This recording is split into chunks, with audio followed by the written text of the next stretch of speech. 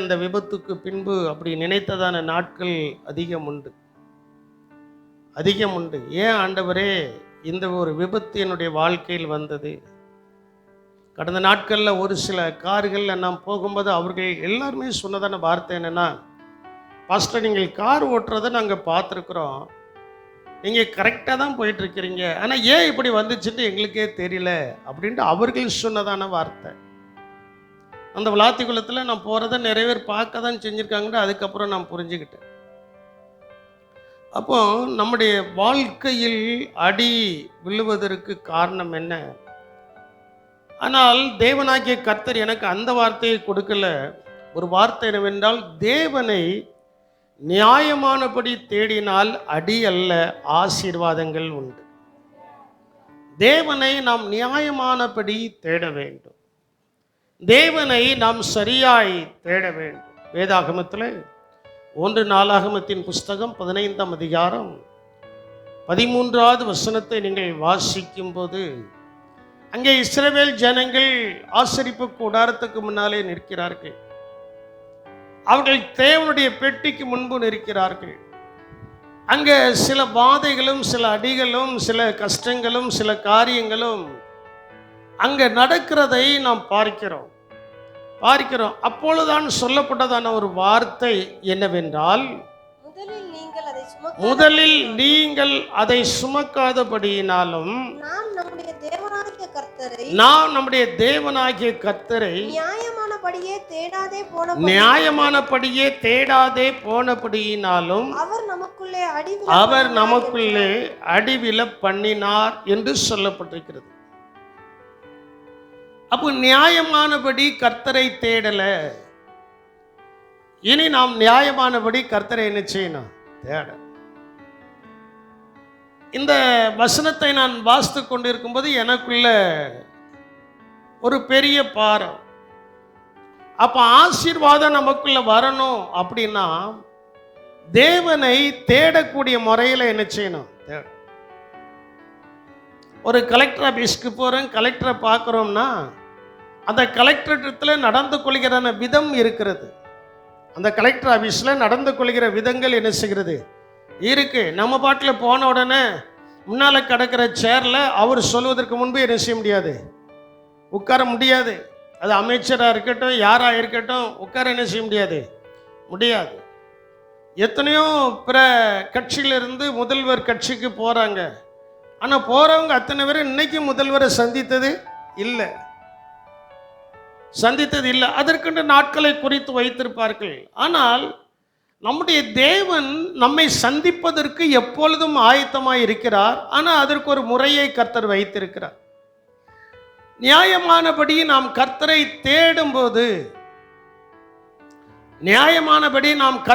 தேடும்போது ஆண்டவர் நமக்கு ஆசீர்வாத குறைவை அல்ல, ஆசீர்வாதத்தின் நிறைவை வைத்திருக்கிறார்.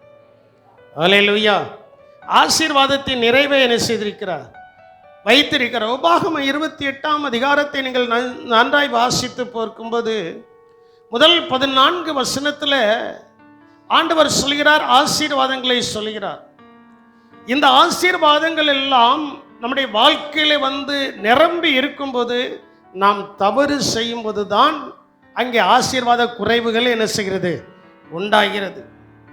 அப்படி என்றால் தேவனை நாம் எப்படி தேட வேண்டும்? நியாயமானபடி தேடு என்று சொல்லியிருக்கல. தேவனை நாம் எப்படி தேட வேண்டும்? ஒன்று, தேவனுடைய முகத்தையே நாம் பார்க்க வேண்டும். யாருடைய முகத்தை பார்க்கணும்? தேவனுடைய முகத்தையே என்ன செய்யணும்? அவருடைய முகத்தை தட்டாம பார்க்கணும். சிலர் சொல்லுவாங்க, பாஸ்டர் என்னையே கண் தட்டாம பார்த்துட்டு இருக்கார அப்படிம்பாங்க. அதில் ஒரு ரகசியம் இருக்கு. அதில் காதல் ரகசியம்லாம் கிடையாது. உங்களுக்குள்ள தவறுதலான பாதையெல்லாம் போயிடக்கூடாது. அதில் ஒரு ரகசியம். இயேசுவை நாம் கண் தட்டாமல் அப்படி பார்த்துட்டு இருந்தா அதில் ஒரு ரகசியம் இருக்கு. அந்த ரகசியம் தான் நமக்கு ஆசீர்வாதத்தை கொண்டு வரும். அல்லேலூயா. அவரை நம்ம அப்படி பார்த்துக்கிட்டே இருக்கணும். அப்பா, நான் உம்மை பார்க்கிறேன். அப்பா, நான் யாரை பார்க்கிறேன்? நேற்றுக்கு எங்கள் குடும்ப ஜெபத்தில் அந்த பாட்டை பாடணும். அப்பா, நான் உம்மை பார்க்கிறேன்ட்டு. அதை பாடி குடும்ப ஜெபம்லாம் முடிந்ததுக்கப்புறம் வீட்டில் போய் படுத்திருக்கும் போதும் அந்த நினைவு தான் வருது. அப்பா நான் உம்மை பார்க்கிறேன், அன்பே நான் உம்மை துதிக்கிறேன், ஜீவ ஊரூற்று நீர்தான் ஐயா, உம்மில் நான் தாகம் கொண்டு, அப்பாவும் நீரே அம்மாவும் நீரே, நான் உந்தன் பிள்ளை என்றோ அந்த பாடலை குடும்ப ஜெபத்தில் பாடிட்டு மறுபடியும் பாடி, ஆண்டவரே உம்முடைய முகத்தை நான் பார்க்கிறேன் ஐயா. அதாவது ஒரு உதாரணத்துக்கு சொல்றேனே, ஒரு குழந்தை தாயினுடைய முகத்தை நன்றாய் அறியும்போது எப்பொழுது அந்த குழந்தை தாயினுடைய மடியில் இருக்கும்போது, அப்படிதானே? அதில் இன்னொரு காரியம் இருக்கு, அதை நீங்க புரிஞ்சுக்கிடுங்க. குழந்தை தாயினுடைய மடியில் இருக்கும்போது அந்த தாயினுடைய முகத்தையே அந்த குழந்தை என்ன செய்கிறது? பார்க்க. அதே போல ஏசப்பாவுக்கு நாம் பிள்ளைகள் அவருடைய மடியில் இருக்கிறோம், அவருடைய முகத்தையே பார்க்க வேண்டும். அல்லேலூயா. அவருடைய முகத்தையே என்ன செய்யணும்? பார்க்கணும். அவருடைய முகத்தை நாம் பார்க்கும்போது சங்கீதம் 27:8 வசனத்தில் சொல்லப்பட்டிருக்கிறது, என் முகத்தை தேடுங்கள் என்று சொன்னீரே, என் முகத்தை தேடுங்கள் என்று சொன்னீரே, உம்முடைய முகத்தையே தேடுவேன் கர்த்தாவே, உம்முடைய முகத்தையே தேடுவேன் கர்த்தாவே என்று என் இருதயம் உம்மிடத்தில் சொல்லிட்டு. உம்முடைய மடியில் இருக்கிறது மட்டுமல்ல, உம்முடைய மடியில் நான் இருக்கும்போது என் இருதயம் சொல்லுது, அவரை மட்டும் பார்ப்பா. அதான் நியாயம். அதுதான் என்னது? நியாயம். பிள்ளை முகத்தையே பார்த்துட்டு இருக்குன்னா அந்த தாய்க்கு அந்த பிள்ளையை கீழே இறக்கி விட மனசு இருக்காது. கொஞ்சம் அங்கிட்டு திரும்பி பார்த்துன்னா பொத்துண்டு தாய் தள்ளி விட்டுருவா. அப்படிதானே? அனுபவ ரீதியா நீங்க பாருங்களா, முகத்தையே பார்த்துட்டு இருக்குன்னா அந்த தாயும் முகத்தை பார்த்தே என்ன செஞ்சுட்டு இருப்ப. உங்களுக்கு போய் சொல்றேன் பாருங்க, அந்த தாயும் முகத்தை பார்த்து என்ன செஞ்சிட்டு இருப்ப, பேசுவா, சிரிப்பா, எல்லாம் நடக்கும். ஆனா அந்த குழந்தை கொஞ்சம் பார்வையை மாத்திட்டுன்னா தாய் போட்டு என்ன செஞ்சிருவா, பா அப்படின்ட்டு தள்ளி விட்டுருவா. அதே போலதான் அனுபவ ரீதியா நான் சொல்லுதேன், இயேசுவின் முகத்தை பார்க்க பார்க்க பார்க்க பார்க்க நமக்கு ஆசீர்வாதத்தை அந்த பார்வையிலே கர்த்தர் கொடுக்கிறார். அல்லேலூயா. அந்த பார்வையிலேயே ஆசீர்வாதத்தை என்ன செய்தாரு? கொடுக்கிறார். அந்த வார்த்தையை அப்படிதான் நான் சிந்திச்சேன், அப்படிதான் சிந்திச்சேன். என்னுடைய பிள்ளைகளை சிந்திச்சேன். அந்த பிள்ளைகள் எல்லாம் தாய் மேல அவ்வளவு பாசமா இருப்பதற்கு காரணம் என்னன்னா, பிறந்த நாள் முதல் அது வளர்ந்து வரைக்கும் தாய் மடியில் படுத்துக்கிட்டு முகத்தை என்ன செய்கிறது? பார்க்க. அதனால தான் அப்பா மேல அவ்வளவு பாசம் இல்லை. உங்க பிள்ளைகள் எல்லாம் உங்க மேல பாசமா இருப்பதற்கு காரணம் அது ஒண்ணு. காரணம் அது ஒண்ணு. அப்பா மேல 2வது பாசம் தான் வரும். ஆனா நம்ம எல்லாருக்கும் ஒரு நல்ல பாசம் இருக்கிறது. நம்ம எல்லாரும் இயேசுவின் மடியில் இருக்கிறோம். ஏசாயா தீர்க்கதரிசன புத்தகத்தில் அப்படித்தானே சொல்லப்பட்டிருக்கிறது, ஒரு தாய் தன் பிள்ளையை தேற்றுவது போல. வாசியுமா? ஒரு தாய் 66ஆம் அதிகாரம் 16வது வசனமா? வாசியுமா? ஒருவனை அவனுடைய தாய் தேற்றுவது போல் நான் உங்களை தேற்றுகிறேன், நீங்கள் எருசலேமிலே தேற்றப்படுவீர்கள். அப்ப நல்லா நீங்க புரிஞ்சுக்கிடுங்க, தேற்றுகிறதான்னு ஒரு அனுபவம். அவருடைய முகத்தை பார்க்கும்போது நமக்கு ஆசீர்வாதம் மட்டுமல்ல, நம்மளை முதுகை தட்டி கொடுக்கிறார். முதுகை என்ன செய்கிறாரு? தட்டி கொடுக்கிறார். என் முகத்தை தேடுங்கள் என்று சொன்னீரே, உம்முடைய முகத்தையே தேடுவேன் கர்த்தாவே என்று என் இருதயம் என்ன செஞ்சிட்டு சொல்லிட்டு. அப்போ ஆண்டவருடைய முகத்தை தேடணும் அப்படின்னா அதுக்கு சில நிபந்தனைகள். தானியேல் அந்த நிபந்தனையை சொல்றான். வாசிங்களா? தானியேல் 9ஆம் அதிகாரம் 3-4வது வசனத்தை நீங்கள் வாசிக்கும் போது, இவர்கள் எல்லாரும் பாபிலோன்ல சிறைப்பட்டு அந்த தேசத்துல இருக்கும்போது தானியேல் சொல்கிறதான ஒரு வார்த்தை, நான் உபவாசம் பண்ணி தேவனுடைய முகத்தை ஜபத்தினாலும் விண்ணப்பத்தினாலும் தேட வேண்டும். நமது முகத்தை நேராக்கணும், அவரையே பார்க்கணும். நான் உபவாசம் பண்ணி, நான் என்ன பண்ணி? உபவாசம்னா என்ன? உபவாசம்னு என்ன? ஏசாயா 58ஆம் அதிகாரத்தை வீட்டில் போய் வாசித்து பாருங்க. உபவாச நாள்ல எப்படி இருக்குன்னு அங்கே சொல்லப்பட்டிருக்கு. உபவாசம்னா என்ன? அங்க சொல்லப்பட்டிருக்கிறது, நான் உபவாசம் பண்ணி ரெட்டிலும் சாம்பலிலும் உட்கார்ந்து தேவனாகிய ஆண்டவரை என் தேவனாகிய ஆண்டவரை ஜெபத்தினாலும் விண்ணப்பங்களினாலும் தேட என் முகத்தை அவருக்கு நேராக்கி. அப்போ ஆண்டவரை தேடாத முகங்களும் கோண முகமா தான் இருக்கு. ஆண்டவரை தேடாத முகம் எப்படி இருக்கு? சரிஞ்சுக்கிட்டு நலிஞ்சுக்கிட்டு, இந்த செல்லையே இந்த வண்டியில் போகும்போது பேசிட்டு போவோம்ல, இப்படியே சரிஞ்சுக்கிட்டு.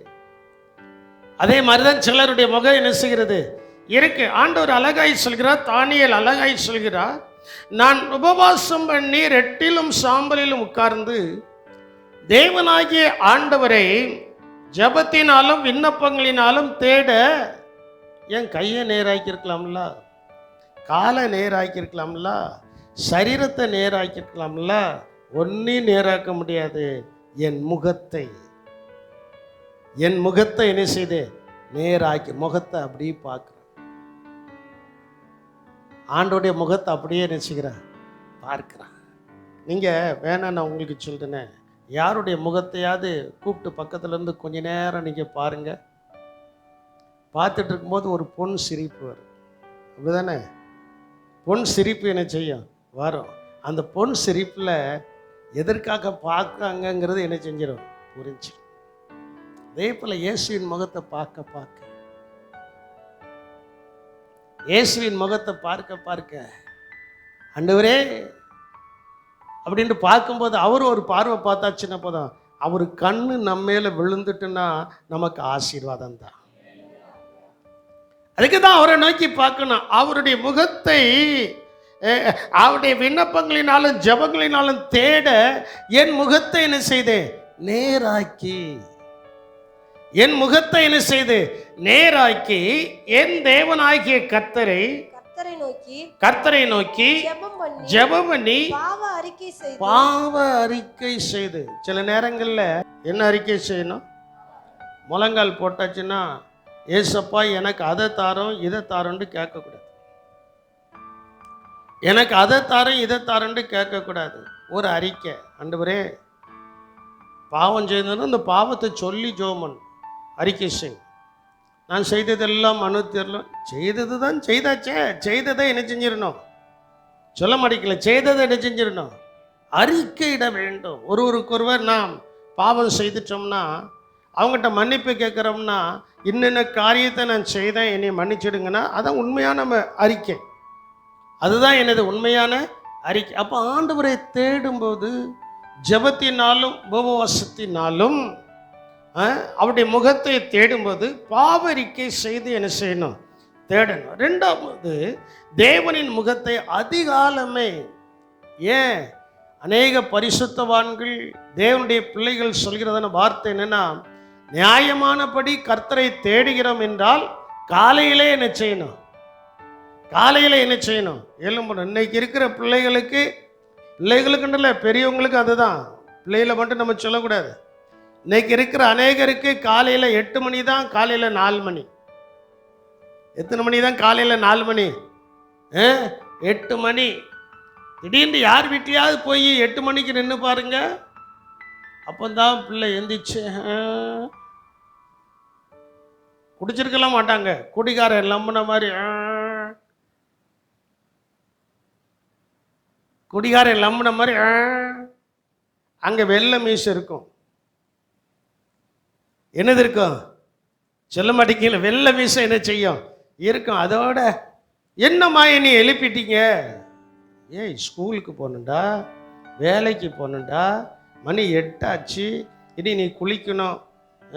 உடனே குளிக்கிறதுலாம் கிடையாது. ஒரு கப்பு தண்ணி எடுக்க வேண்டியது, முகத்தை கழுவ வேண்டியது, பவுடரை போட வேண்டியது, ஓடிட வேண்டியது. ஏன்னா ஃப்ரெஷ் ஆகிட்டோம். உங்களெல்லாம் என்ன செய்யணும் எனக்கு தெரியல.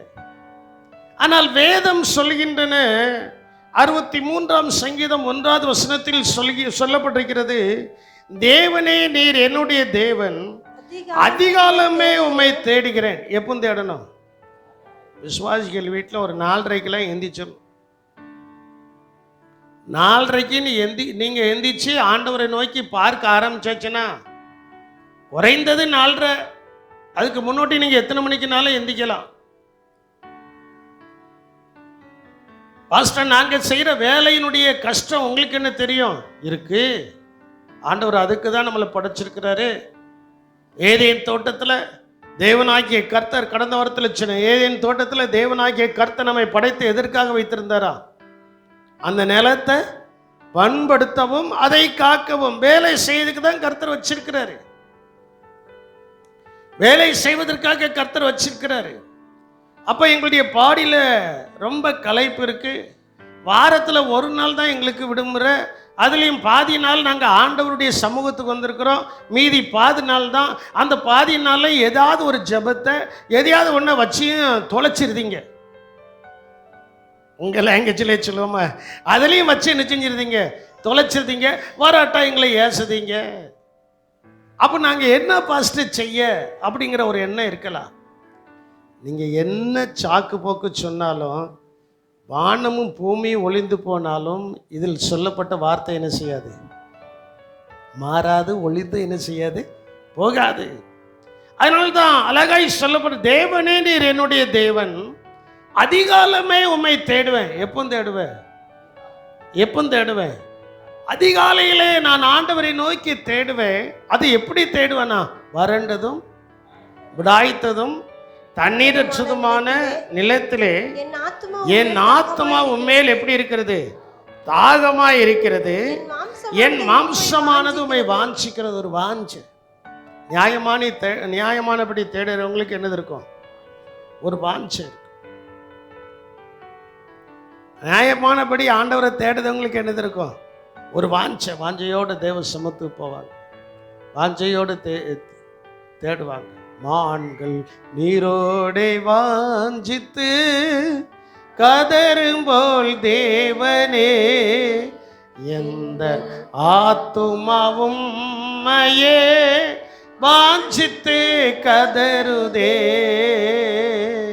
மான்கள் நீரோடே வாஞ்சித்து கதரும்போல் தேவனே எந்த ஆத்துமாவும் மையே வாஞ்சித்து கதருதே. தஞ்சமே நீ, அடைக்கலம் நீ, கோட்டையும் நீ, என்றும் காப்பீர். தஞ்சமே நீ, அடைக்கலம் நீ, கோட்டையும் நீ, என்றும் காப்பீர். அப்போ பாருங்க, நல்லா நீங்க யோசித்து பாருங்க.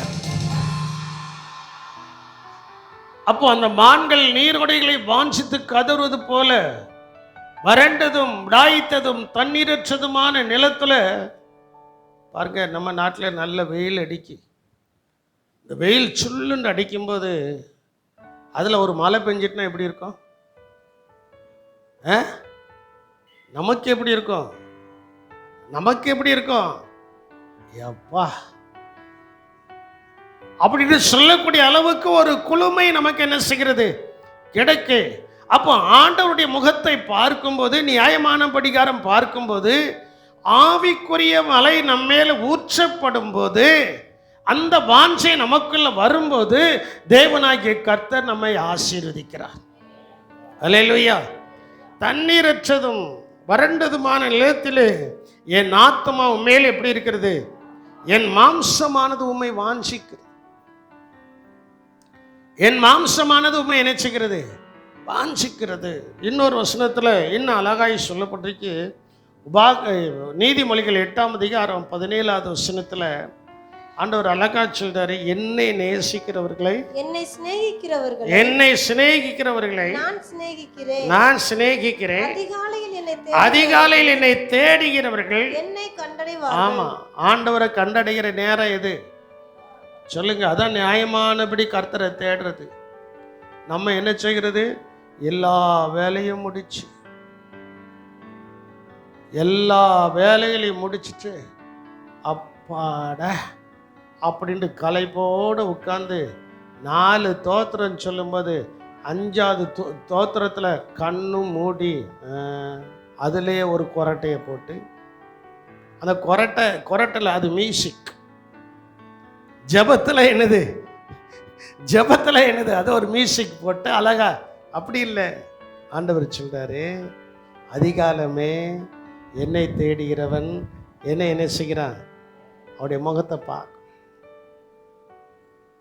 அவருடைய முகத்தை என்ன செய்யணும்? களைப்புகள் இருக்கதான் செய்யுது, கஷ்டங்கள் இருக்கதான் செய்யுது, பலவீனங்கள் இருக்கதான் செய்யுது, இல்லைன்னு நான் சொல்லல. அவைகளின் மத்தியில நாம் ஆண்டவருடைய முகத்தை பார்க்கும்போது நமக்கு அளவில்லாத ஆசீர்வாதத்தை அவர் கொடுக்கிறவராயிருக்கிறார். அளவே கிடையாது. அவர் கொடுக்க போகிற ஆசீர்வாதத்துல நமக்கு அளவு கிடையாது. மற்றவர்கள் கொடுப்பது கூட அளந்து கொடுப்பார்கள், மற்றவர்கள் கொடுப்பது அளந்து கொடுப்பார்கள். கர்த்தர் கொடுக்கிறது அளவில்லாமல் என்ன செய்கிறார்? கொடுக்கிறார். உதாரணத்துக்கு சொல்றேனே, இஸ்ரவேல் ஜனங்கள்லாம் ரொம்ப ரொம்ப அவங்களுக்கு விருப்பம் வாஞ்ச காடை மேல, மச்சங்கள் மேல மட்டன் என்ன செய்யணும்? சாப்பிடணும். மோசேக்கு விரோதமா போய் நிற்கிறாங்க. என்னாகமம் 10ஆம் அதிகாரம் அல்லது 11ஆம் அதிகாரம் நினைக்கிறேன். போய் நிற்கிறாங்க. போய் நின்ன உடனே அவங்களுக்கு காடைகள் வந்து விழுது. ஆண்டவர் சொல்றாரு, மோசே சொல்ற, ஆண்டவரே இந்த ஜனங்கள்லாம் புசிக்க நான் காடையை எங்க இருந்தியா மச்சங்களை இவங்களுக்கு கடல் உள்ளதெல்லாம் அள்ளி போட்டாலும் இவங்களுக்கு என்ன செய்யாது? காணாதே. இப்படிப்பட்ட ஜனங்களா இருக்கிறாங்களே அப்படின்னு அவன் சொல்லும்போது ஆண்டவர் சொல்றாரு, என் கை குறியா போயிட்டு 5 நாள் 10 நாள் 30 நாள் என்ன செய்வார்கள்? அதே என்ன செய்வார்கள்? தெவிட்டி போக மட்டும் நான் கொடுப்பேன் அப்படின்ற ஆண்டவர் சொல்றார். அது எப்படி கர்த்தாவே அப்படின்னு மோசே கேட்கும்போது, என் கை குறுகி போயிட்டா. இப்படி கேட்கப்பட்டிருக்கா இல்லையா? என் கை என்ன செய்துட்டு குறுகி போயிட்டா. குறுகலப்பா, என் கையில நிறைய ஆசீர்வாதம் என்ன செய்து இருக்கு. என் கையில நிறைய ஆசீர்வாதங்கள் என்ன செய்து இருக்கு அப்படின்னு சொன்ன உடனே மோசே, ஆமா கர்த்தாவே சொல்லிட்டான். அம்பாட்டில் போயிட்டான். ஜனங்களுக்கு சொல்லியாச்சு, நாளைக்கு காலையில் நீங்கள் எல்லாரும் என்ன செய்ய போறீங்க? காலையில் என்ன செய்ய போறீங்க? என்ன செய்ய போறீங்க? மட்டன் சாப்பிட போறீங்க. இவ்வளவு நாளும் வெள்ளரிக்காய், கொமட்டிக்காய், வெள்ளரிக்காய், வெங்காயம் இதைத்தான் சாப்பிட்டுட்டு இருந்தவங்களுக்கு இப்போ மட்டன் கிடைக்க போகுது. அப்போ அவங்க 10 மணிக்கு எந்திரிச்சிருப்பாங்களா? காலையில் எந்திரிச்சிருப்பாங்களா? எப்போ? அந்த வசனத்தில் இருக்கு. அவங்க எப்போ எந்திரிச்சாங்களா? அதிகாலையில் எந்திரிச்சு பார்க்குறாங்களாம். அந்த பாளையத்தை சுற்றிலும் 1 முழம் உயரத்துக்கு என்னது கிடக்கு? 1 முழம் உயரத்துக்கு. அப்போ நாம் எந்திப்பதற்கு முன்பு அதிகாலையிலேயே கர்த்தர் ஆசீர்வாதத்தை நம்ம வாசல்ல வச்சிருக்கிறாரு. அல்லேலூயா. அந்த வசனத்தை வாசியுமா? சொல்லி வாசி. வசனத்தை சொல்லு. எந்த அதிகாரம்? 11ஆம் அதிகாரம் 31 32. அப்பொழுது கர்த்தரிடத்திலிருந்து புறப்பட்ட ஒரு காற்று, சமுத்திரத்திலிருந்து காடைகளை அடித்துக்கொண்டு, சமுத்திரத்துல காடை இருக்குமா? எனக்கு இது ஒரு பெரிய கேள்வி. சமுத்திரத்துல என்னது இருக்கும்? ஆனா இங்க சமுத்திரத்துல என்னது இருக்கு? சமுத்திரத்துல என்னது இருக்கு? நான் இந்த கேள்வியை கேட்டுட்டே இருக்கேன். ஆண்டவரே, சமுத்திரத்துல மச்சங்கள் இருக்கும், ஆனா சமுத்திரத்துல என்னது இருக்கு? சமுத்திரத்திலிருந்து எழும்பின அந்த காற்றானது காடைகளை அடித்து கொண்டு வந்து பாளையத்தை சுற்றிலும் இந்த பக்கம் 1 நாள் பிரயாணம் மட்டும், இந்த பக்கம் 1 நாள் பிரயாணம் மட்டும், அந்த பக்கம் 1 நாள் அந்த பக்கம் 1 நாள் பிரயாணம் மட்டும் தரையின் மேல் 2 முழ உயரம் விழுந்து கிடக்க செய்தது. 2 முழம் உயரம் விழுந்து கிடக்க செய்தது. அப்பொழுது ஜனங்கள் எழும்பி அன்று பகல் முழுவதும் ராம் முழுவதும் மறுநாள் முழுவதும் காடைகளை சேர்த்தார்கள். காலையில் எழும்பி.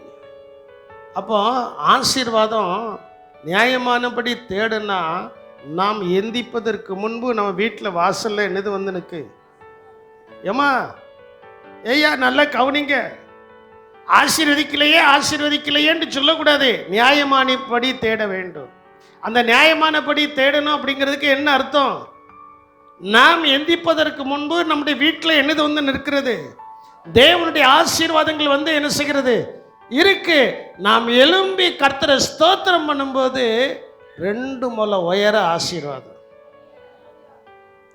2 முழம் உயரத்துக்கு ஒரு 500 ரூபாய் கெட்டுத்தால் வந்திருந்தா அன்னைக்கு அப்பா எவ்வளவு சந்தோஷம். கர்த்தருக்கு தோத்திரம். நான் ஆராதிக்கிற தேவன் ஜீவன் உள்ளவர். பத்திங்களா, 2 முழம் உயரத்துக்கு 500 ரூபாய் கெட்டு வந்து என்ன செய்கிறது என் வாசல்ல? நடக்குமா நடக்காதா? நடக்கும். எப்பொழுதுன்னா நான் நியாயமான படிகாரம் தேடும்போது. அல்லேலூயா, அல்லேலூயா. அங்க ஆண்டவர் அதுதான் சொல்லியிருக்கிறாரு. நியாயமானபடி அவர்கள் தேடினார்கள், காடை வந்து குமிஞ்சிச்சு. சொல்லப்பட்டிருக்கிறது, கொஞ்சமாய் சேர்த்தவனுக்கு குறையவும் இல்லை, அதிகமாய் சேர்த்தவனுக்கு மீதி இல்லை. அவன் உட்கார்ந்துட்டான். காடையை சுட்டு பொரிச்சு அப்படி இப்படிமா தின்னு காடை எலும்பு மூக்குல வந்து நிற்கு. காடை எலும்பு எங்க வந்து நிற்கு? பைபிள் அப்படிதான் இருக்கு. காடை எலும்பு எங்க வந்து நிற்கு? மூக்குல வந்து நின்னோடனே மூச்சு திணறல் வந்துச்சு. அப்போ ஆண்டவர் கொடுக்கிற ஆசீர்வாதம் இருதயம் முட்டக்கூடிய அளவுக்கு ஆசீர்வாதத்தை கொடுக்க போறாரு. அல்லேலூயா. ஒருவேளை நீங்க நினைக்கலாம், நான் இப்படி ஆசீர்வதிக்கப்படுவேனான்ட்டு. ஆசீர்வதிக்கப்படுவோம் எப்படி என்றால், நியாயமானபடி கர்த்தரை தேடி அதிகாலையில் எழும்பி, நமக்கு இன்னைக்கு என்ன ஆசீர்வாதம் தேவை என்பதை கர்த்தர் அறிந்து, உலகத்தில் இருக்கிற சகல கோடி மக்களுக்கும் அவருடைய வீட்டு வாசல்ல அந்த ஆசீர்வாதத்தை கொண்டு வந்து என்ன செஞ்சிருந்தாரு? அந்த ஆசீர்வாதத்தை கொண்டு வந்து என்ன செய்தாரு? ஒரு காற்று தாங்க அடிச்சிச்சு. ஆனா இஸ்ரவேலுடைய பாளையம் முழுவதும் என்ன செய்யப்பட்டது? 2 முழம் உயரத்துக்கு நிரப்பப்பட்டுச்சு. அப்போ நாமும் நியாயமானபடி ஆண்டவரை தேடும்போது எப்படி தேடணும்? சொல்லுங்க, எப்படி தேடணும்? நியாயமானபடி கர்த்தரை தேடும்போது நடக்கிறது என்னன்னா, அவரை தேட காலையில எழும்பி தோத்துறோன்னு சொல்லும்போது அங்க ஆசீர்வாதம் வந்து உட்கார்ந்துருக்கும். அங்க நிறைய நம்முடைய தேவைகள் வந்து அந்த இடத்துல பூர்த்தி செய்யப்படுவதற்கு ஆண்டவர் அந்த வாசல்ல இருந்து கொடுத்துட்டு போயிடுவார்.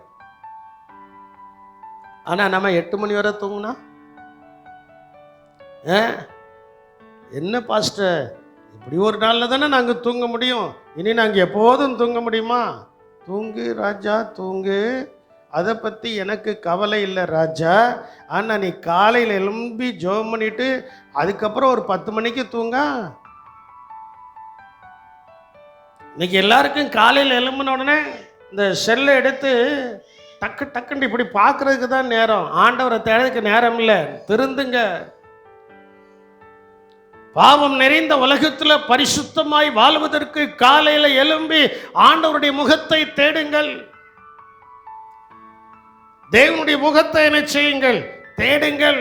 முழு இருதயத்தோடும் அவரை தேடுங்க. கிறிஸ்துக்குரியவைகளை தேடுங்க. வரப்போகிறதையே தேடுங்க. சங்கீதம் 119:2 சொல்லப்பட்டிருக்கிறது, அவருடைய சாட்சிகளை கொண்டு அவரை முழு இருதயத்தோடும் தேடுகிறவர்கள் பாக்கியவான்கள். கால் இருதயம் இல்லை, 10 நிமிஷம் ஜெபம் பண்ணியாச்சு போதும்னு நினைக்கக்கூடாது. 1/4 மணி நேரம் ஜெபம் பண்ணியாச்சு போதும்னு நினைக்கக்கூடாது. எவ்வளோ நேரம் ஜெபம் பண்ணதும் அப்படிங்கிறது இல்லை. கிடைக்கிறது வரைக்கும் ஜெபம் பண்ணு. கிடைக்கிறது வரைக்கும் என்ன செய்யணும்? ஜெபம் பண்ண வேண்டும். கிறிஸ்துக்குரியவைகளை தேடுங்கள். பிலிப்பியர் 2:21 சொல்லப்பட்டிருக்கிறது, மற்றவர்கள் எல்லாரும் கிறிஸ்து இயேசுவுக்குரியவைகளை தேடாமல் தங்களுக்குரியவைகளையே தேடுகிறார்கள். வசனத்தை வாசியுமா? பிலிப்பியர் 2:21. மற்றவர்கள் எல்லாரும் கிறிஸ்து இயேசுவுக்குரியவைகளையே தேடாமல் தங்களுக்குரியவளே, தாம் மனைவி, தாம் புருஷன், தாம் பிள்ளை, இதிலே நிற்காத, வெளிவட்டத்துக்கு வா. மற்றவர்களுக்குரியவைகளையே, மற்றவர்கள் எல்லாரும் கிறிஸ்துக்குரியவர்களை தேடாமல் தங்களுக்கு. இன்னைக்கு உங்களுடைய ஜெபம் எப்படி இருக்கிறது? தான் ஆசீர்வதிக்கப்படணும். ஏசாயா 5 அதிகாரத்தை வீட்டில் போய் வாசித்து பாருங்க. தான் மட்டும் வாழ வேண்டும் என்று நினைப்பவனுக்கு அங்கு ஒரு காரியம் சொல்லப்பட்டிருக்கு. என் அன்பு தேவனுடைய சின்னமே, இன்னைக்கு நம்முடைய ஜெபத்துல மற்றவர்களுக்காய் ஜெபிக்கிறதான ஒரு ஜெபம் இருக்கிறதா? மற்றவர்களுக்காய் ஜெபிக்கிறதான ஒரு ஜெபம் இருக்கிறதா? புதிய ஏற்பாட்டில் பிலிப்பியர்கள் நிருபம் 2ஆம் அதிகாரத்தில் சொல்லப்பட்டிருக்கிறது. 21வது வசனத்துல மற்றவர்கள் எல்லாரும் கிறிஸ்து இயேசுவுக்குரியவர்களை தேடாமல், உலகத்தில் உள்ளவங்க எல்லாம் அவங்க என்ன தேடுதாங்க? ஆசீர்வதிக்கப்படும், மீதி வந்துடாதா, ஏதாவது எடுக்க முடியாதா, அப்படி வாழ்ந்துட முடியாதா, இப்படி வாழ்ந்துட முடியாதா அப்படி நினைக்கிறாங்க. ஆனா கிறிஸ்தவர்களாகிய நாம் நமக்குரியவைகளை அல்ல, கிறிஸ்துவுக்குரியவைகளையே நாம் தேட வேண்டும். ஆண்டவருடைய ஆசீர்வாதம் தான் ஐஸ்வர்யத்தை தரும். அதனோடைய அவர் என்ன செய்ய மாட்டார்? வேதனையை கூட்ட மாட்டார். தேவனுடைய ஆசீர்வாதம் ஐஸ்வர்யத்தை தரும், அதனோட அவர் வேதனை என்ன செய்ய மாட்டாரு? கூட்ட மாட்டார். அப்போ கிறிஸ்துவுக்குரியவர்களை நம்ம தேடுதோமா? நியாயமானபடி என்றால் கிறிஸ்துவுக்குரியவர்களை தேடணும், வரப்போகிறதையே தேட வேண்டும். எபிரேயர் 13ஆம் அதிகாரம் 14வது வசனத்தில் சொல்லப்பட்டிருக்கிறது. எபிரேயர் 13:14 சொல்லப்பட்டிருக்கிறது, நிலையான நகரம் நமக்கு இங்கே இல்லை, வரப்போகிறதை நாடி தேடுகிறோம். நிலையான நகரம் நமக்கு இங்கே இல்லை. இந்த உலகம் நமக்கு சதா உலகம் இல்லை. இந்த உலகம் நமக்கு சதா உலகம் இல்லை. பெர்மனன்ட் பிளேஸ் இது கிடையாது. நமக்கு ஒரு பெர்மனன்ட் பிளேஸ் இருக்கிறது, அது சீக்கிரமாய் வரப்போகிறது. கிருபையின் வாசல் அடைப்படும். அடைப்பட்ட உடனே அந்த இடத்துல போய் நாம் நிற்க வேண்டும். அல்லேலூயா. அந்த இடத்துல போய் நாம் என்ன செய்யணும்? நின்று ஆண்டவரை ஆராதிக்க, ஆண்டவரை பார்க்க. அந்த இடத்துல போய் என்ன செய்யணும்? சந்தோஷமா நிற்கணும். ஒன்று மரணம் நம்மளை கொண்டு போகலாம், அல்லாவிட்டால் இயேசுவின் வருகை நம்மளை என்ன செய்யலாம்? கொண்டு போகலாம். ரெண்டுல எது நம்மளுடைய வாழ்க்கையில முதல்ல வருமோ அது நமக்கு தெரியாது. அது நமக்கு தெரியாது. அதனால் என் அன்பு தேவனுடைய சின்னமே, நியாயமானபடி கர்த்தருடைய முகத்தை தேட வேண்டும். அவர் சீக்கிரமாய் வரப்போகிறார். அவர் சீக்கிரமாய் என்ன செய்ய போறாரு? அவர் வரும்போது அவருடைய முகத்தை தேடினவர்கள் பாக்கியவான்கள். அவருடைய முகம் அவர்களுக்கு பிரகாசமாய் இருக்கும். சிலர் இப்படி நியாயமாய் தேடாமல் அழிந்து போகும் ஆசீர்வாதத்திற்காகவே இயேசுவினிடத்தில் வருகிறார்கள். இயேசு யோவான் 6ஆம் அதிகாரம் நினைக்கிறேன், யோவான் 6ஆம் அதிகாரம் 26வது வசனம் நினைக்கிறேன். அவங்கெல்லாம் இப்போ இயேசுவை தேடிட்டு வராங்க. எதுக்குன்னா, அப்பம் புசித்து சாப்பிட்டு நல்ல திருப்தியாக இருக்கணும். இயேசுவோடு போயாச்சுன்னா என்னது கிடைக்கும்? சாப்பாடு, திருப்தியான சாப்பாடு என்ன செய்யும்? கிடைக்கும். சாப்பாட்டுக்கு பஞ்சம் இல்லைங்க. இந்த இடத்துல அவர் அழகாய் சொல்றாரு. 6ஆம் அதிகாரம் 26வது வசனம் தான் நினைக்கிறேன். அழிந்து போகிற போஜனத்திற்காக அல்ல, அழிந்து போகிற போஜனத்திற்காக அல்ல, நித்திய ஜீவன் வரைக்கும், நித்திய ஜீவன் வரைக்கும் நிலை நிற்கிற போஜனத்திற்காகவே கிரியை நடப்பியுங்கள். கிரியை முந்தின வசனம் நினைக்கிறேன். நீங்கள் அற்புதங்களை கண்டதினால் அல்ல. அந்த வசனத்தை சேர்த்து வாசிமா. இயேசு அவர்களுக்கு பிரதியுத்தரமாக, நீங்கள் அற்புதங்களை கண்டதினால் அல்ல. அற்புத அடையாளங்கள் இந்த சபையில நிறைய அற்புத அடையாளங்கள் நடக்கதான் செஞ்சிருக்கு. அதோட போயிடுவாங்க. அற்புதங்களை கண்டதினால் அல்ல, நீங்கள் அப்பம் புசித்து திருப்தியானதினாலே என்னை தேடுகிறீர்கள் என்று. அப்போ பாருங்க, நம்ம அதுக்காக தேடக்கூடாது. அப்பம் புசித்து திருப்தியானதுனால தேடக்கூடாது. நம்ம எது வரைக்கும் தேடணுமா? நித்திய ஜீவன் வரைக்கும், இயேசுவோடு கூட இருக்கும் வரைக்கும்.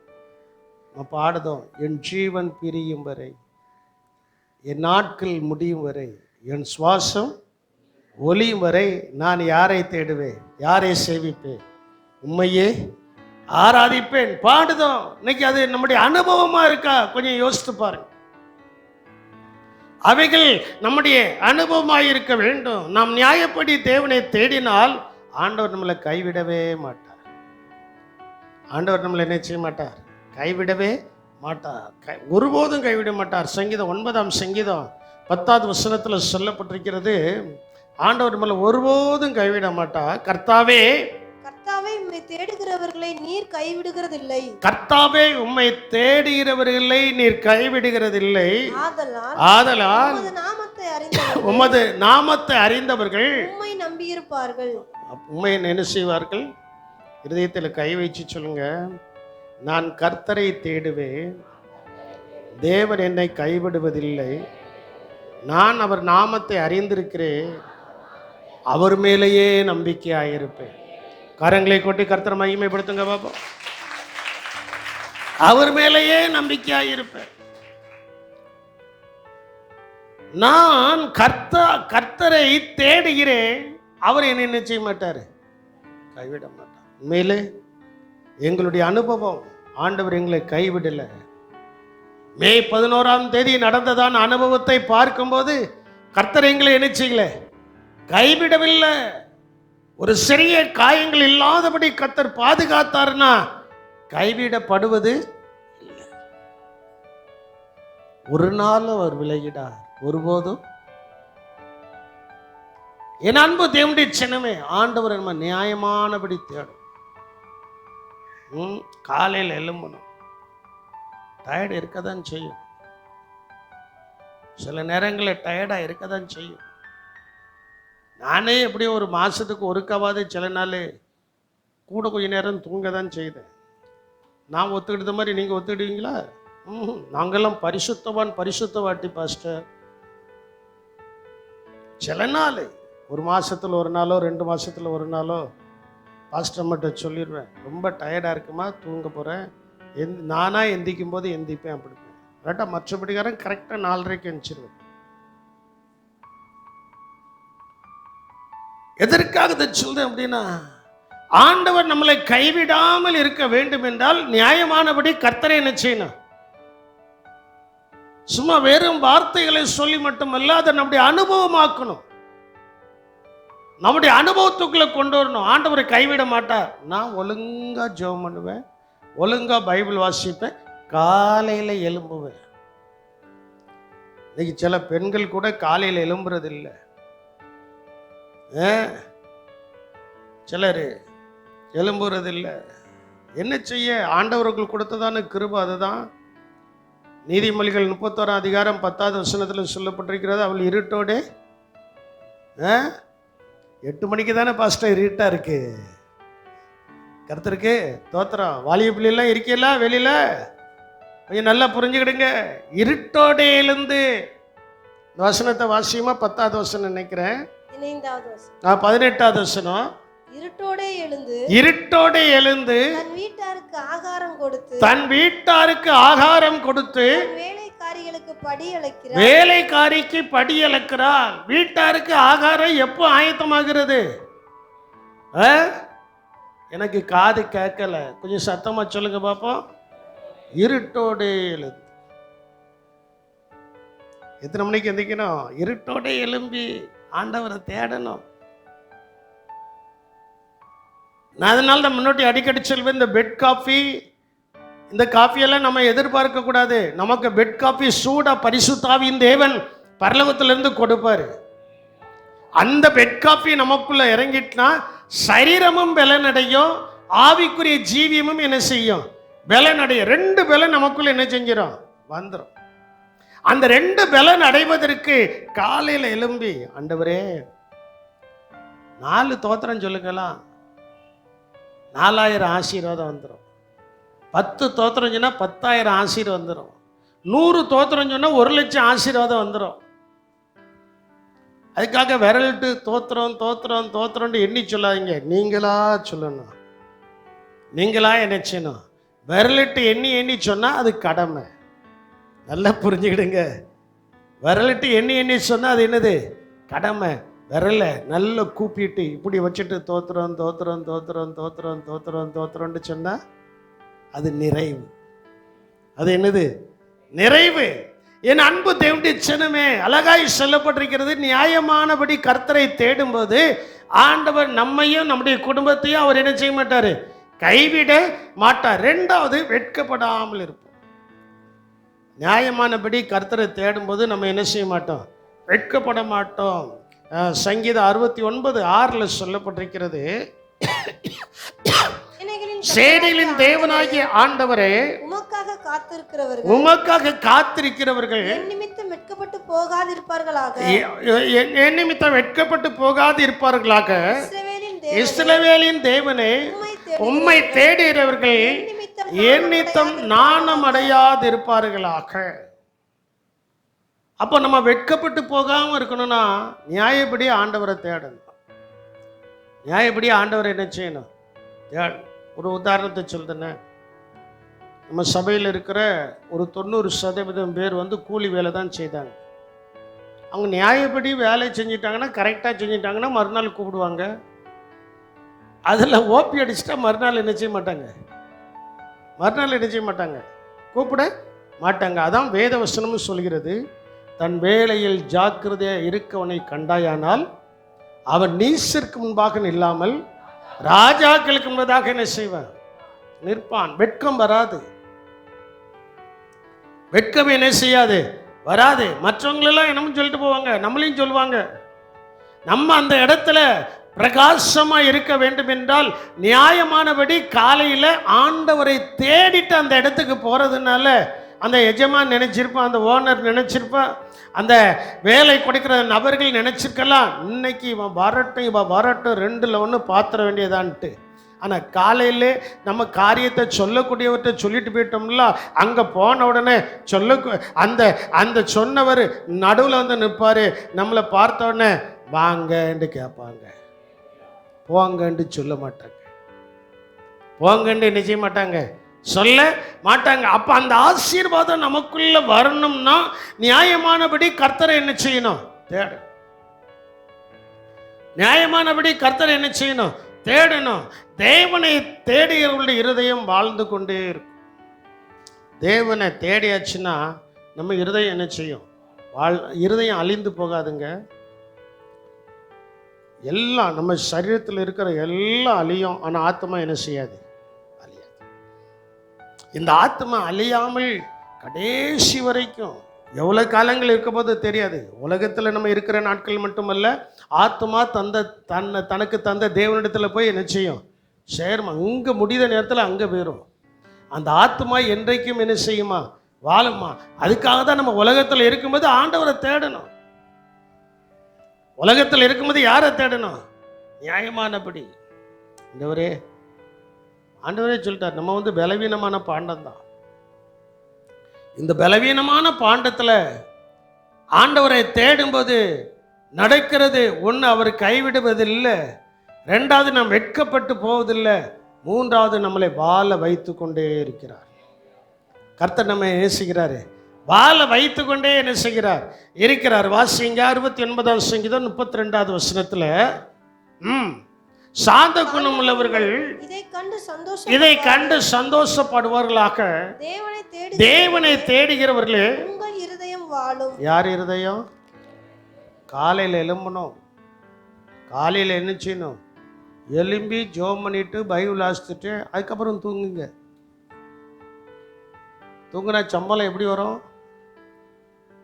ஜோம் பண்ணி பைபிள் வாசித்தாச்சுன்னா அடுத்தாப்புல எங்கே போகணுங்கிற எண்ணம் வந்துடும், வேலைக்கு போகணுங்கிற எண்ணம் வந்துடும், தூக்கம் வருமா? ஸ்கூலுக்கு போகணுங்கிற எண்ணம் வந்துடும், காலேஜுக்கு போகணுங்கிற எண்ணம் தானா என்ன செஞ்சிடும்? வந்துடும். அப்போ நீங்க ஆக்டிவ் ஆகும்போது உங்களுடைய ஆசீர்வாதமும் ஆக்டிவ் ஆகிறது. நீங்க சுறுசுறுப்பு அடையும் போது ஆசீர்வாதமும் சுறுசுறுப்பு என்ன செய்கிறது? அடைகிறது. உங்க இருதயம் வாழும். தேவனை தேடுகிறவர்களே உங்கள் இருதயம் என்ன செய்யும்? மகிழ்ந்து சந்தோஷப்படுவார்கள். மகிழ்ந்து என்ன அவரை தேடும்போது ஒரு மகிழ்ச்சி வருது. சில நேரங்களில் நம்முடைய இருதயத்தில் மகிழ்ச்சி இல்லாமல் தான் இருக்குது. ஆனால் அந்த மகிழ்ச்சி நமக்குள்ளே வரணும்னா ஆண்டவரை தேடிக்கிட்டே இருக்கணும். தேவனை என்ன செய்யணும்? தேடிக்கிட்டே இருக்கணும். முழு இருதயத்தோடு, முழு பலத்தோடு, முழு உள்ளத்தோடு அவரை தேடும்போது ஆண்டவர் சந்தோஷத்தை கொடுக்கிறார். சங்கீதம் 70ஆம் சங்கீதம் 4வது வசனத்தை நீங்க வாசிக்கும் போது, உம்மை தேடுகிற யாவரும் உம்மை தேடுகிற யாவரும் உம்மில் மகிழ்ந்து சந்தோஷப்படுவார்களாக. உம்மை தேடுகிற யாவரும் யாரா இருக்கலாம்? There is no caste, there is no race, there is no color. தேவனுடைய சமூகத்தில் கலரும் இல்லை, ஜாதியும் இல்லை, தேசமும் இல்லை. யார் அவரை தேடுகிறார்களோ அவர்கள் எல்லாரும் சந்தோஷமா இருப்பார்கள். அல்லேலூயா. அவங்க சந்தோஷமா இருக்காங்களா இல்லையாங்கிறது அவருடைய மரணத்தின் வாயிலாக விளங்கும். மரணத்தின் வாயிலாக என்ன செய்யும்? விளங்கும். அவருடைய மரணம் கர்த்தருடைய பார்வைக்கு அருமையா இருக்கும். பரிசுத்தவான்களா இருக்கிறபடியினால அந்த அருமையான மரணத்துல தேவ தூதர்கள் வந்து இறங்கி சந்தோஷப்படுத்தி அவர்களை பரலோகத்து கொண்டு போவார். அல்லேலூயா. உம்மை தேடுகிற யாவரும் உம்மில் மகிழ்ந்து. மோசேக்கு எவ்வளோ பிரச்சனை இருந்துச்சு, எவ்வளோ பிரச்சனை. அவன் நினைச்சிட்டான், என் வாழ்க்கையில் இனி இந்த ஆடு மேய்க்கிறது தான் என் வேலை. 80 வயசு ஆயிடுச்சு, இனி நம்ம என்னத்தை சாதிக்க போகிறோம்? 80 வயசாச்சு. 80 வயசான போதும் அவன் தேவனை தேடுகிறத நிச்சயில விடலை. எத்தியோப்பியா தேசத்தில் இருக்கிறான், தேவனை தேடுகிறத நிச்சயில விடலை. தேவனை தேடிக்கிட்டே இருந்தான். நடந்தது என்ன? 40 வருஷம் கர்த்தர் அவனை தலைவனாக உயர்த்தினார். நீங்களும் நானும் ஆண்டவரை நல்லா தேடும்போது நாம் அறியாத நேரத்தில் நமக்கு ஒரு உயர்வு வரதான் போகுது. அதே போல தான் தாவீது வீட்டில் செல்ல பிள்ளையா இருந்தால் வீட்டில் வெயில் படாமல் என்ன செய்யும்? இருக்கும். வெயில் படாமல் இருக்கும். ஆனால் செல்ல பிள்ளை இப்போ வனாந்தரத்தில் ஆடுகளை மேய்ச்சிட்டு இருக்கான். நமக்கு இதுதான் நம்முடைய வாழ்க்கை. அவனை குறித்து சொல்லப்பட்டிருக்கிறது, அவன் பார்வைக்கு ரொம்ப அழகும் சிவந்த மேனியும் அழகிய கண்களும் உடையவனாயிருந்தான். அவனை கொண்டு வனாந்தரத்தில் வச்சுட்டாங்க. ஒருவேளை உங்களுடைய வாழ்க்கை ஒரு வனாந்தரமாக இருந்தால் அந்த தாவீது அதிகாலமே கர்த்தரை தேடினது போல நீங்களும் தேடுங்க, உயர்வு தானாவார். அல்லேலூயா. அதே போல யோசேப்பு ஆண்டவர் சொன்னார், இளம் வயதில் சொன்னாரு, எப்பா சூரியனும் சந்திரனும் 11 நட்சத்திரங்களும் தாழ விழுந்து என்ன செய்தது? பணிந்து கொண்டதுன்னு சொன்னான். தேவன் சொன்னதை சொன்னான். எல்லாரும் பகைக்க ஆரம்பிச்சாங்க. ஆனால் யோசேப்பு ஆண்டவரை தேடுறது நிச்சயில. சொல்லுங்க, யோசேப்பு ஆண்டவரை தேடுறது நிச்சயில விடல. தேடுனா பல பிரச்சனைகள் வந்தது, பல போராட்டங்கள் வந்தது, பல அவமானங்கள் வந்தது. அவமானங்கள் வந்த இடத்திலையும் நான் தேவனுக்கு விரோதமாய் பாவம் செய்ய மாட்டேன் என்று சொல்லி அவன் பரிசுத்தத்தில் தைரியமா நின்னதுனால நாட்கள் வந்தது. கிட்டத்தட்ட 80 ஆண்டுகள் அவன் தலைவனாயிருந்தான். 80 ஆண்டுகள் அவன் அதிகாலமே கர்த்தரை தேடினதினால். ஏன் சகோதரிகளே, எஸ்தரை கவனித்து பாருங்கள்.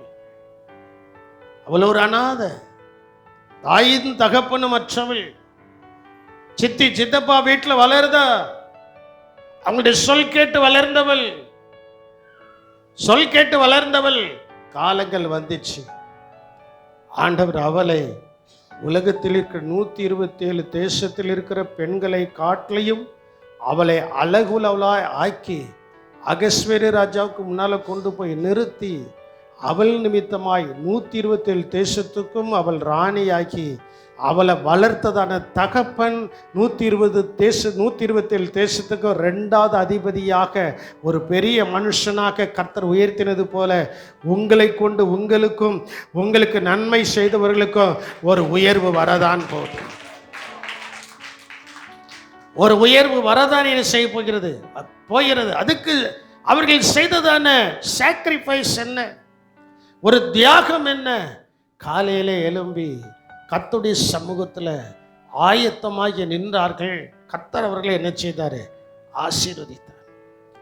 கர்த்தர் அவர்களை என்ன செய்தாரு? ஆசீர்வதித்தார். காலையில் எழும்பணும். காலையில் என்ன செய்யணும்? எழும்பணும். எழும்பி ஆண்டவருடைய சமூகத்தில் நிற்கணும். ஒரு வசனத்தை வாசித்து நான் முடிக்க போறேன். ஆண்டவருடைய சமூகத்தில் நிற்கணும். நம்முடைய சரீரம் பலவீனமானதுதான், நான் ஒத்துக்கொள்கிறேன். ஆனால் அந்த பலவீனமான சரீரத்திலையும் தேவனுக்கு கொடுக்கிற அந்த முக்கியத்துவம், தேவனுக்கு கொடுக்கிற உண்மை, தேவனுக்கு கொடுக்கிற முதல்துவம், தேவனுக்கு கொடுக்கிற கணம் உங்களுடைய வாழ்க்கையில வந்துட்டுனா நீங்க தான் ராஜா, நீங்க தான் ராணி. கர்த்தர் உங்களை பல கோணங்களில் உயர்த்த போறார். ஒரு வசனத்தை கூட வாசியுங்கள். லூக்கா எழுதின சுவிசேஷம் 12ஆம் அதிகாரம் 30-31 வசனத்தை வாசிங்க. நான் முடிக்க போறேன். லூக்கா 12:30-31. இவைகள் எல்லாம் உலகத்தார் நாடி தேடுகிறார்கள். இவைகள் உங்களுக்கு வேண்டியவில் என்று உங்கள் பிதாவானவர் அறிந்திருக்கிறார். நல்லா நீங்க புரிஞ்சுக்கிடணும். உலகத்தான் போல காலையில் எழும்பின உடனே சட்டியை தூக்கிக்கிட்டு பெட்டியை தூக்கிட்டு ஓடக்கூடாது. அதுக்கு அர்த்தம் தானே? இவைகள் எல்லாம் உலகத்தார் என்ன செய்கிறார்கள்? நாடி தேடுகிறார்கள். இவைகள் உங்களுக்கு வேண்டியவைகள் என்று யார் அறிந்திருக்கிறார்? ரட்சித்த தேவன், அபிஷேகித்த தேவன், உடன்படிக்கை பண்ணின தேவன், நம்மை வாழ வைக்கிற தேவன், நமக்கு பிழைப்பூட்டுகிற தேவன் அறிந்திருக்கிறார். அல்லேலூயா. நல்லா நீங்க அந்த வசனத்தை சிந்திச்சு பாருங்க. நான் ரொம்ப சிந்திச்சேன். இவைகள் எல்லாம் உலகத்தார் நாடி தேடி ஓடுகிறார்கள், தேடுகிறார்கள். காலையில் எழும்பின உடனே அவங்களுக்குள்ள வருகிறது என்ன? இன்னைக்கு என்ன செய்வது? இன்னைக்கு எங்க வேலைக்கு போறது? இன்னைக்கு எப்படி சம்பாத்தியம் பண்றது? இதுதான் அவங்களுக்குள்ள வருது. ஆனால் ஒரு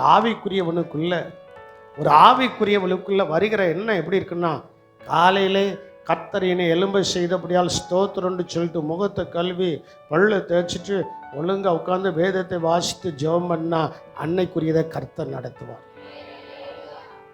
அன்னைக்குரியதை கர்த்தர் என்ன செய்வார்? நடத்துவார். ஏனென்றால் இந்த வசனத்தில் அழகாய் சொல்லப்பட்டிருக்கிறது, இவைகள் உங்களுக்கு வேண்டியவைகள் என்று.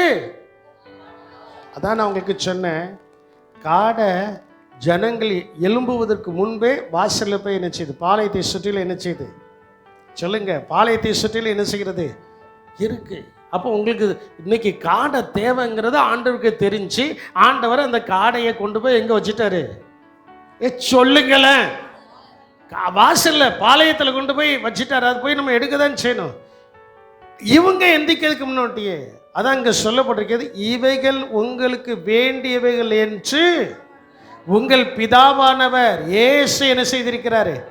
அறிந்திருக்கிறார். அறிந்த தேவன் கொடுப்பாரு. கொடுப்பதற்கு அடுத்த வசனத்தில் சொல்லப்பட்டிருக்கிறது, தேவனுடைய ராஜ்யத்தையே தேடுங்கள்,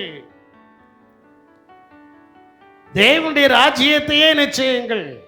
அப்பொழுது இவைகள் எல்லாம் உங்களுக்கு என்ன செய்யப்படும்? அப்போ நமக்கு கூட வரணும்னா, நமக்கு ஒரு நிறைவான ஆசீர்வாதம் வரணும்னா இன்னைக்கு ஒரு நல்ல முடிவு எடுக்கணும். என்ன முடியும்னா, நான் நியாயமானபடி அதிகாலையில் எழும்பின உடனே வேற எதையும் பார்க்க மாட்டேன், என் ஆண்டவருடைய முகத்தை பார்ப்பேன். காலையில் எழும்பின உடனே என் முகம் தேவனை நோக்கி பார்க்கும். என் முகம் யாரை நோக்கி பார்க்கும்? தேவனை நோக்கி என்ன செய்யும்? பார்க்கும். அந்த நம்பிக்கை உங்களுக்குள்ள வரணும். அந்த நம்பிக்கை உங்களுக்குள்ள வந்துட்டுன்னா, தேவனாகிய கர்த்தர் நீங்கள் இப்பொழுது இருப்பதை பார்க்கலாம் 1000 மடங்கு ஆசீர்வாதத்தை கொடுக்க அவர் உண்மையுள்ள தேவனாய் இருக்கிறார். ஏன்னா இவைகள் எல்லாம் உங்களுக்கு வேணும். என் பிள்ளைக்கு என்ன வேணும்? என் பொம்பளை பிள்ளைக்கு என்ன செய்யணும்? என் ஆம்பளை பையனுக்கு என்ன செய்யணும்? இந்த அறிவு நமக்கு இருக்கும்போது, நம்மை படைத்ததான இயேசுவுக்கு, நம்மை ரட்சித்ததான இயேசுவுக்கு, நம்மோடு உடன்படிக்கை பண்ண இயேசுவுக்கு, நம்மை அபிஷேகித்த இயேசுவுக்கு எவைகளை கொடுத்து என் பிள்ளையை சந்தோஷப்படுத்த வேண்டும் என்பது நாம் எழும்புவதற்கு முன்பே அவருடைய வாசலில் கொண்டு வந்து வைத்து நம்மை ஆசீர்வதிக்கிறார். அல்லேலூயா. நான் எழும்புவதற்கு முன்னே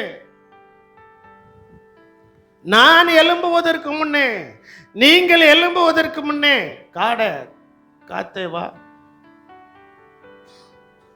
காத்து அடிச்சிச்சு. காடை 2 முழத்துக்கு காடை வந்து குமிஞ்சு என்ன செய்து கிடக்கு. அவன் தூக்கிட்டு ஓடனா, அவன் தூக்கிட்டு போய் வீட்டில் உண்டு வச்சுட்டான்.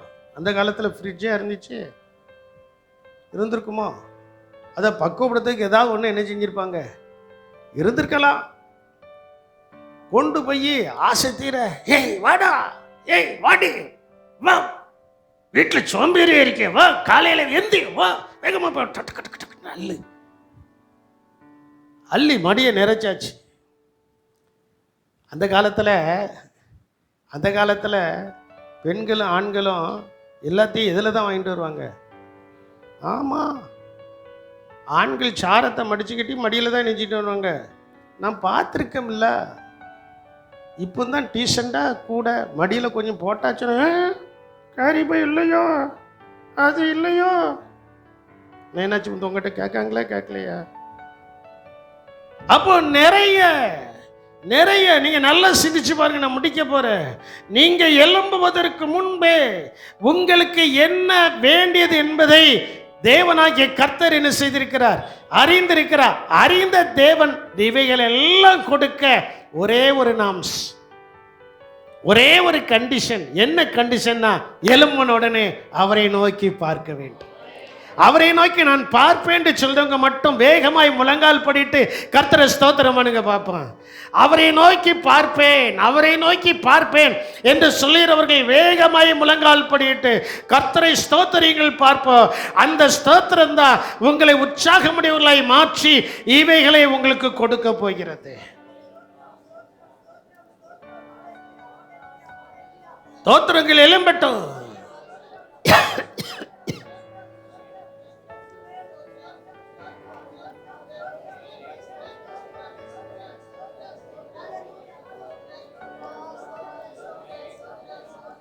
நல்ல ஸ்தோத்திரங்கள் எழும்பட்டுங்க.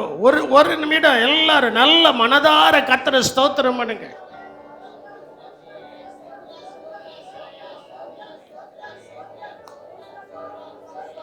ஆண்டவரே, எங்களுக்கு எவைகள் தேவை என்பதை நீர் அறிந்திருக்கிறபடியினால, அறிந்ததான தேவன் ஆண்டவரே மே துதிக்கிறேன் கர்த்தாவே, நீர் அறிந்திருக்கிறீர்.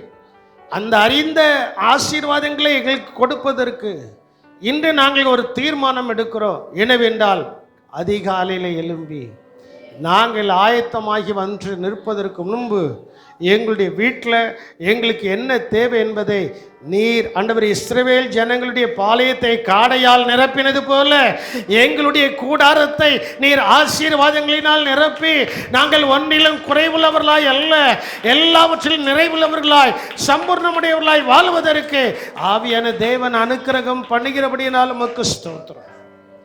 கிருபை கொடுக்கட்டும். வசனத்தின் பிரகாரம் வாழ கர்த்தர் உதவி செய்யும். இயேசுவின் நாமத்தில் ஜெபிக்கிறோம் நல்ல பிதாவே.